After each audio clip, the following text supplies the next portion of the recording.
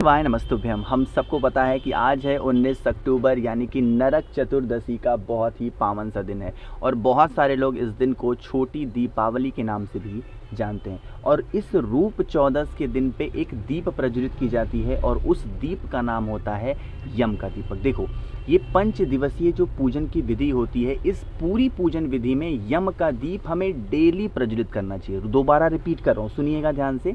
जो 5 दिवसीय पूजन विधि होती है या पूजा का दिन होता है इस दीपावली पर, उसमें हमें डेली यम का दिया लगाना चाहिए। लेकिन जो विशेष महत्ता मानी गई है वो नरक चतुर्दशी पर ही मानी गई है, ठीक है ना। बात ये आती है कि भैया हम इस उपाय को कब करेंगे, कहाँ पर करेंगे, कहाँ पर हमें लगाना होगा, इन सभी चीज़ों की बात करने वाले हैं। ध्यान से वीडियो को देखिएगा। देखो, सबसे पहले मैं आप लोग को 2 चीज़ें बताना चाहता हूँ, पहली और ये दूसरी।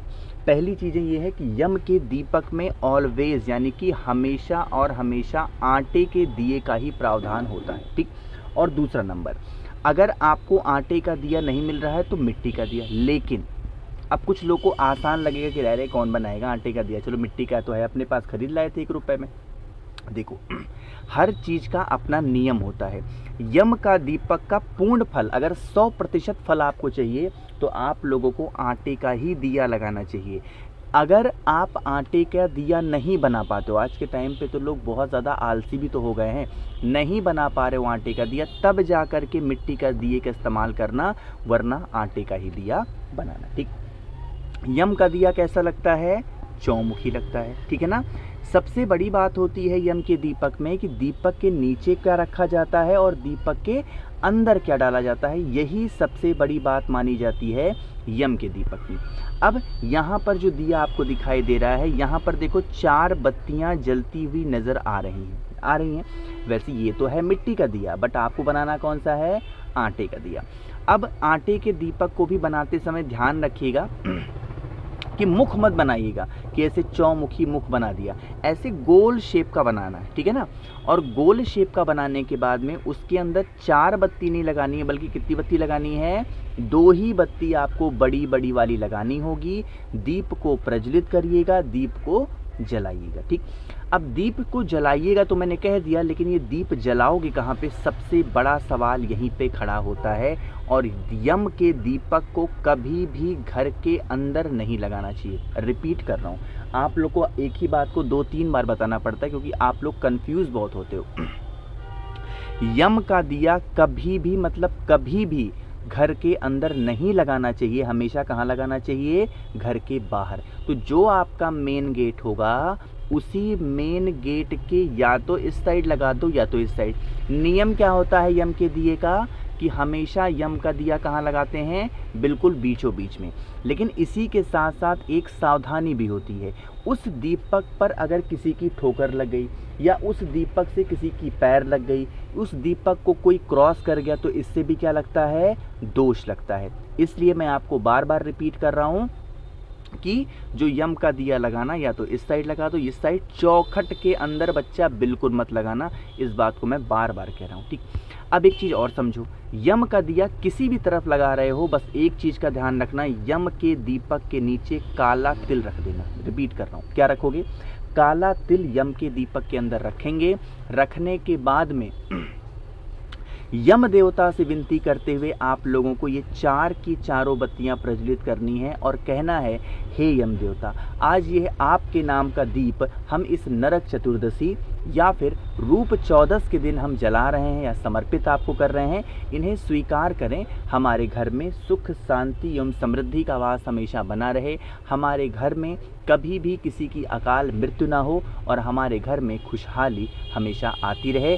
हमसे जो भी गलतियां हुई हों, हमसे जो भी त्रुटियां हुई हों, उन गलतियों को क्षमा करें। ऐसे विनती करके पीली सरसों का इस्तेमाल करना है। फिर से बोल रहा हूँ, पीली सरसों का इस्तेमाल करना है और जलते हुए दीपक के अंदर 1 चुटकी पीली सरसों डाल देना। इससे क्या होगा?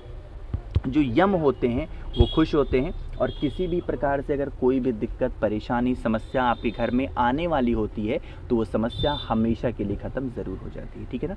करिएगा ज़रूर, किसी को भूलना नहीं है। आगे बढ़ते हैं अब इस वीडियो पे हम लोग अपने दूसरे उपाय की तरफ। अच्छा, एक बात और बताऊँ आपको, जो ये रूप चौदस का दिन होता है या जिसे आप नरक चतुर्दशी भी बोलते हो। इस दिन हम कोई भी काम करते हैं ना, तो उस काम को हम उपाय का नाम नहीं देते हैं, क्या बोलते हैं? आज के इस दिन के काम को हम टोटके का नाम देते हैं। क्या बोलते हैं? टोटका। कैसे, या फिर आप कह सकते हो इस टोटके को हमें करना कैसे। आज के टाइम पे 2 लोग ऐसे परेशान हैं जिनके घर में माँ लक्ष्मी का वास नहीं है। वो 2 लोग कौन हैं? एक तो जो घर गृहस्थी वाले हैं, ठीक है ना, वो लोग परेशान है कि भैया हमारे घर में माँ लक्ष्मी का आगमन नहीं है, लग रहा है किसी ने नज़र टोने टोटके करा दिए ना, पहली चीज़। सेकंड वन, आप लोग को ये पता होगा कि आप लोग के घर में अगर कोई बिजनेस कर रहा है, व्यापार चल रहा है, अगर उसका व्यापार वृद्धि नहीं हो पा रही है, तो आप इस उपाय को करेंगे या फिर आप इस टोटके को करेंगे। इसके लिए हमें 3 चीज़ों की आवश्यकता पड़ेगी, ठीक। इससे पहले ही बताया था मैंने, बट रूप 14 से एक ऐसा दिन है जिस दिन ये उपाय ज़रूर करना चाहिए, है ना। कौन कौन सा सामान लेना है? सबसे पहले आप लोगों को कपूर के टुकड़े लेने हैं, दूसरे नंबर पे आप लोग को नमक के टुकड़े लेने हैं, और तीसरे नंबर पे आप लोग को फिटकरी लेनी है, ठीक है ना। क्या लेनी है? फिटकरी। चाहे घर गृहस्थी वाले हो या शॉप वाले हो, सभी लोग इस उपाय को करेंगे, ठीक। कपूर के कितने टुकड़े लेने हैं? कपूर के आप लोगों को लेने होंगे भाई कम से कम 4 टुकड़े या 2 टुकड़े, ठीक। 2 ले लो या 4 ले लो। दूसरा, नमक के टुकड़े की अगर मैं बात करूं तो नमक का टुकड़ा कितना लेना है? आप लोग को 7 नमक के टुकड़े लेने हैं। कितने? 7। और अगर फिटकरी की मैं बातें करूं तो फिटकरी कितनी लेनी है? मात्र 2 टुकड़े, छोटे छोटे टुकड़े आपको लेने हैं। इस उपाय को करने का एक नियम होता है, हमारे पास कांच की कटोरी होना अनिवार्य है। रिपीट कर रहा हूं, क्या लेना है? हम सभी लोगों को कांच की कटोरी। मैंने जानबूझ करके आपके सामने यहाँ पर दिखाया है स्टील की कटोरी। दिखाने का मेरा पर्पज़ ये है, मकसद ये है कि अगर आपके घर में कांच की कटोरी नहीं है तो ऐसा नहीं है कि आप इस उपाय को नहीं कर सकते हो, बिल्कुल कर सकते हो। बस एक चीज़ का ध्यान रखिएगा कि कांच की कटोरी अगर हो तो रख लेना, नहीं है तो आप स्टील वगैरह इस्तेमाल कर लो या चांदी ले लो, जो भी हो आपके घर में ले सकते हो। अब इस कटोरी के अंदर जो जो चीज़ें मैंने बताई, कपूर, फिटकरी और नमक के टुकड़े नमक के जो खड़े वाले टुकड़े होते हैं, किसी भी किराना स्टोर पे जाओगे इजीली अवेलेबल हैं, हर जगह पे मिल जाएंगे। इसे लीजिएगा और इसको किसी भी कपड़े से या किसी भी कटोरी से ढक देना। आप इसे ऐसे स्थान पे रखोगे जहाँ पर रुपए पैसे रखने का काम करते हो, जैसे आपका गल्ला हो गया, आपकी तिजोरी हो गई, आपके बैंक का लॉकर हो गया। इन सभी स्थानों पर क्या करना है? रखना होगा, ठीक। और हर 15 दिन पे, कितने? हर 15 दिन पर इसके सामान को चेंज करना है। जो पुराना सामान होगा कहीं पे विसर्जन कर देना या किसी पेड़ के नीचे रख देना। करके देखिए इस उपाय को, आपके घर में कभी संकट नहीं आ सकता, खासकर पैसे को लेकर, ठीक। तो 2 चीज़ें आपको समझ में आ गई हैं। आगे बढ़ते हैं इस वीडियो के तीसरे उपाय की तरफ, लेकिन सबसे पहले जल्दी से करिए वीडियो को लाइक, जिसने अभी तक चैनल को सब्सक्राइब नहीं किया, और मेरी आवाज़ आप पहली बार सुन रहे हो, चैनल को ज़रूर सब्सक्राइब करेंगे। चलो समझते हैं इस उपाय को कि हमें इसको करना कैसे और इसकी पूरी विधि क्या है। देखो, सबसे पहले यहाँ पर आप लोग को चावल का दाना दिखाई दे रहा है। इस उपाय को हमें करना है अपनी इच्छा या कह सकते हो अपनी मनोकामना की पूर्ति के लिए, ठीक। अब इसके लिए हमें कुछ चीज़ें चाहिए, जैसे आप लोग को चाहिए होगा चावल का दाना, दूसरे नंबर पर हमें चाहिए होगा कमल गट्टे के दाने, और तीसरे नंबर पर हमें चाहिए होगा काली मिर्च, ठीक। इन तीनों चीज़ों की जो मात्रा होगी वो सेम होगी। मैंने आपको बताए हैं, इन तीनों सामानों को लीजिएगा और तीनों सामान को अपने घर में घूमिएगा पहले, ठीक है ना, क्योंकि ये हम एक मनोकामना पूर्ति के लिए कर रहे हैं। जिस भी इच्छा की आपको कामना है उस कामना के लिए कर रहे हैं, तो पूरे घर में घूमना। और स्पेशली अगर जिस व्यक्ति को प्रॉब्लम है, जिस व्यक्ति की इच्छा पूरी हो रही है या जिसके लिए कर रहे हो, उसके हाथों से एक बार स्पर्श कराना। चाहे इस उपाय को कोई भाई कर सकता है, बहन कर सकती है, माता पिता, कोई भी कर सकता है, किसी भी के लिए, ठीक।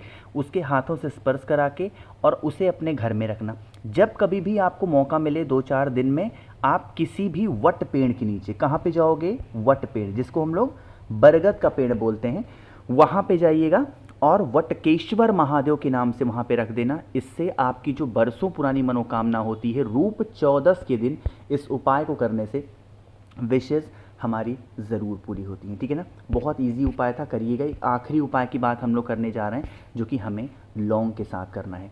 आज के टाइम पे बहुत सारी ऐसी फैमिली हैं, परिवार हैं, जहाँ पे लोग बीमार रहते हैं ना, उसी रोगी को ठीक करने के लिए, बीमार व्यक्ति को ठीक करने के लिए आपको 5 लौंग लेने हैं, ज़्यादा नहीं लेना है। कितने?